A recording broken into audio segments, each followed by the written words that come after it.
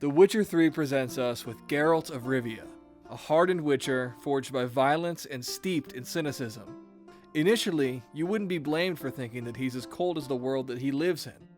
But it's within Geralt that the true heart of The Witcher 3 reveals itself. His deepest fear is to lose people that he loves, and yet he chooses to love them anyway. And it's in that quiet choice to love, even when it hurts, that the soul of The Witcher 3 begins to show.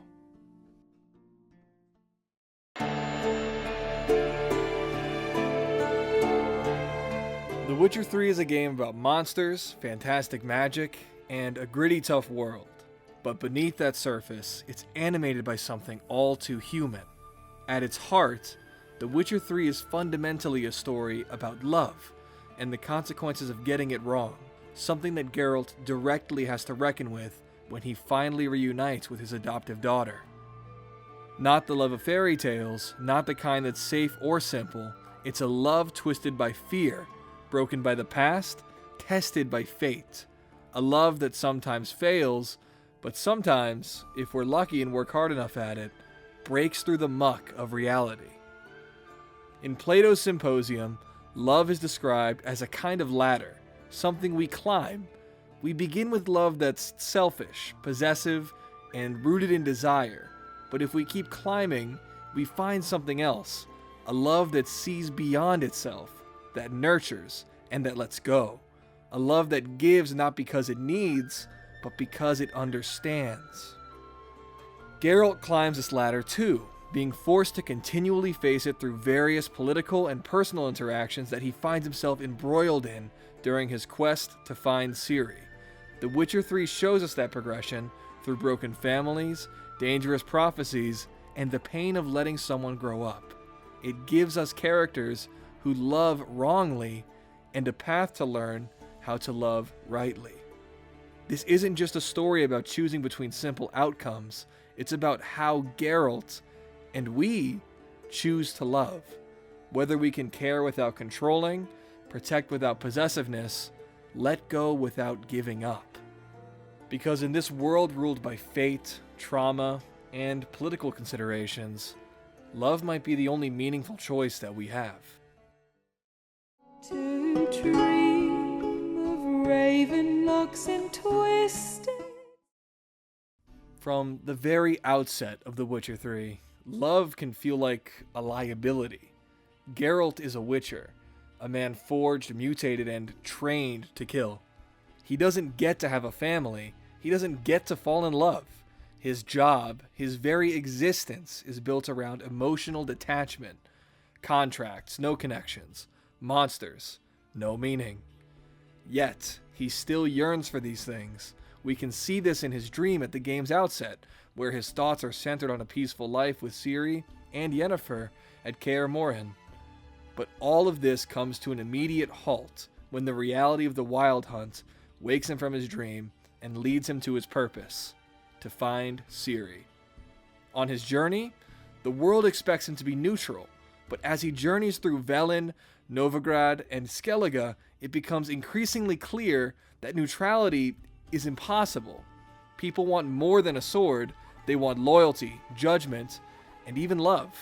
And Geralt, whether he admits it or not, wants to give it. But he's trapped in a world that resists this, because this isn't just a world of fantasy, it's a world that resembles our own. Everything is political, and everything is calculated. Nobles vie for power, sorceresses manipulate bloodlines, and Ciri is hunted not just because she's powerful, but because her lineage determines the future of the Nilfgaardian Empire. Even Geralt's bond to her is tied to fate, sealed by the law of surprise. It didn't start as a father's love, it started as a contract. And yet, he grows to love her anyway. But loving someone in this world, truly loving them, is terrifying.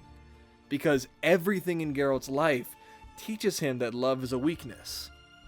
He goes on to see what happens when people try to protect what they love. The Bloody Baron tries to save his family, and abjectly fails. The Lodge of Sorceresses tries to use Ciri to save the world, but what they really want is power and the ability to fulfill prophecy. And so Geralt hesitates. He wants to help Ciri, but how do you help someone that you love without trying to shape their fate for them? How do you protect them without taking away their freedom? These are the questions that The Witcher 3 keeps asking. It's not just a story about finding Ciri, it's a story about learning to love her well, in a world that tells you love can be a mistake. This is the first rung of Plato's ladder, the place where love is bound by fear, control, and fate, and it's where a lot of the characters in this world stay.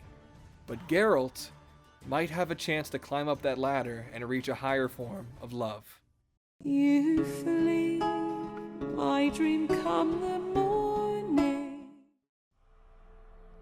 If Geralt's journey is about learning how to love, then the Bloody Baron is our first warning of what happens when you don't. When Geralt arrives in Velen, he meets Philip Stranger, the self-styled Baron, who claims to love his wife and daughter.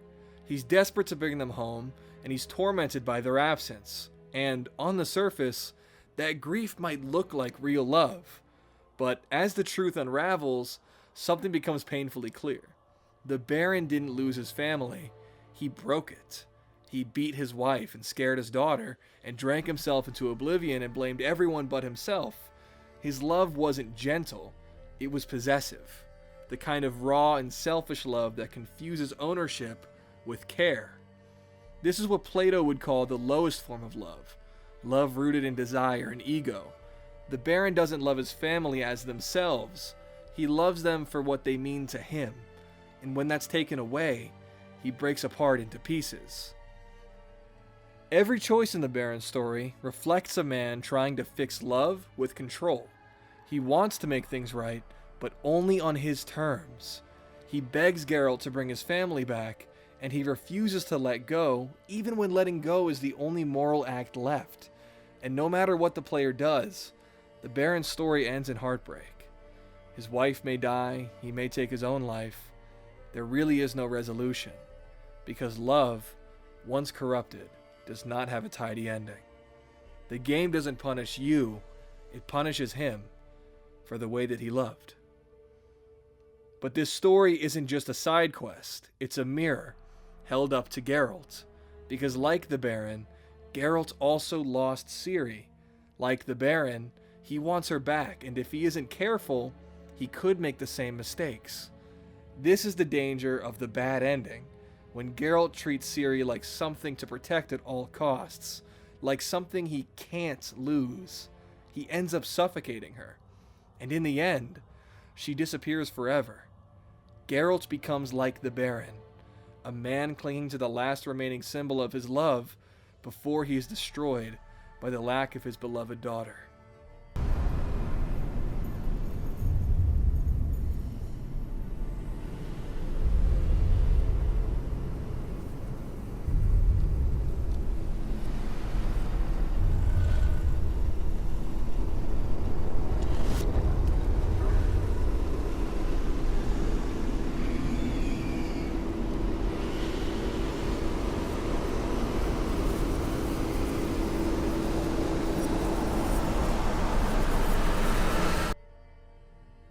This is what the first rung of the ladder looks like. Love poisoned by control. It's love that needs rather than loves, and it destroys the very thing it's trying to protect. To reach a higher kind of love, one that doesn't destroy what it cherishes, Geralt must learn to release control. Amidst the cold to hold you in a heated embrace. If the Bloody Baron shows us love at its most destructive, raw, selfish, and possessive, then the Lodge offers us a different danger, a love that isn't felt. When Geralt crosses paths with the Lodge of Sorceresses, he finds women who claim to care about Ciri, who say she's important, special, essential to the world's future. But underneath that concern is something else, calculation. Ciri isn't a daughter or a person.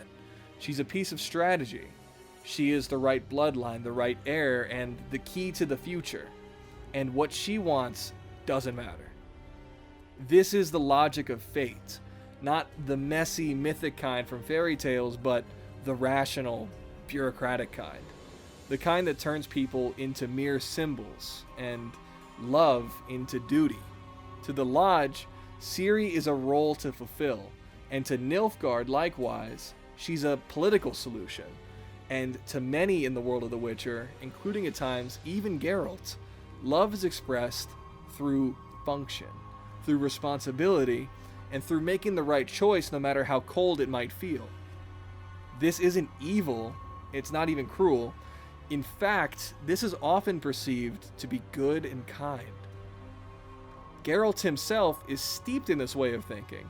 A Witcher doesn't love, he protects, he completes contracts, and he follows rules. And even as he grows closer to Ciri, this mindset continues to linger. He's always calculating what's best for her, who to trust, what danger she must avoid, when to intervene. It's not control the way the Baron practice it, it's something subtler. Protective detachment. But detachment, even when responsible, is not the same as love, or at least that higher love we're searching for. Nowhere is this clearer than in what most would call the game's neutral ending. Ciri becomes Empress and the world is saved. Geralt has done his job, he's kept her alive, and he's helped her fulfill her destiny. But something is missing. There's no warmth, no reunion, and no joy. Geralt has helped shape the perfect outcome, but he has no place in it. And Ciri, now the Empress, must abandon the life she dreamed of for the one that others expect of her. It's a fate chosen for her, and no one, not the Lodge, not Nilfgaard, or even Geralt, stops to ask what it might cost her. This right here is Plato's middle rung of love. Love that has climbed out of ego and possession, but stalled at the level of form. It sees value, potential, and order, but not the soul, not the real person. It's responsible, but it's impersonal and cold. Geralt may have kept his promise, but in this version of the story, love is sacrificed to fate. And even if the world survives, something crucial inside of it is lost. If Geralt wants to love more deeply, he must go further. He must stop choosing the world's future for Ciri and start letting her choose it for herself. The wolf I will follow into the storm to find your heart. At the end of this long journey, after the contracts, the wars, the broken families, and political schemes, Geralt has one last choice to make. And it's not about swords or monsters. It's about how to love someone who might leave. Someone who doesn't belong to you. Someone who has to become something beyond what you could have possibly imagined for them. In The Witcher 3's best ending, Ciri lives, not because Geralt saves or protects her, but because he finally lets go and allows her to be who she is. Throughout the game, you're given small, seemingly insignificant choices. Do you let Ciri blow off steam after a failure? Do you reassure her or validate her feelings? Do you trust her enough to go alone into a moment of terror? These are not just mechanical choices. They're deeply emotional ones. They're about whether Geralt treats Ciri like a possession or a person. And when he does trust her, when he gives her space to grow, to fall, and to choose, she becomes not just a powerful woman, but a free one. She chooses her future, and she returns to him. Not because Geralt forced her to, but because he loved her well. The final scene of this ending is subtle and powerful. Geralt walks into a random inn somewhere in Velen and sits with Ciri, not as an authoritative figure, but as a fellow Witcher. Ciri got to choose the life that she wanted. She's a Witcher now, not by fate, not by prophecy, but by choice. This is what Plato called the highest form of love, a love that no longer needs to possess or elevate or protect, a love that creates, that gives without needing something in return. Geralt has fully ascended the ladder and has learned how to love. Where the Baron tried to control his family on his terms and lost everything, where the Lodge continues to plan and scheme, Geralt lets go. And by letting go, he holds on to the one thing that matters. Not what Ciri means to him, or her destiny, or legacy, but his daughter for who she is. He didn't choose her fate, he chose her. In a world shaped by fate, war, and myth, The Witcher 3 doesn't give us a perfect ending for the world. There are still wars to be fought and difficulties for the average person to face. But it gives us something better, a quiet ending where love rises above fate and freedom becomes its own kind of peace. One that reminds us that love isn't about certainty, it's about trust and release.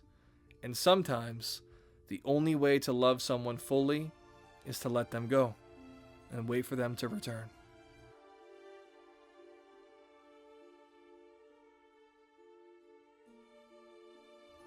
Hey, thanks for making it this far. I was super passionate about making this one, so I hope you had just as much fun watching it as I did making it. And if you liked it, please do subscribe. I've got more stuff like this coming.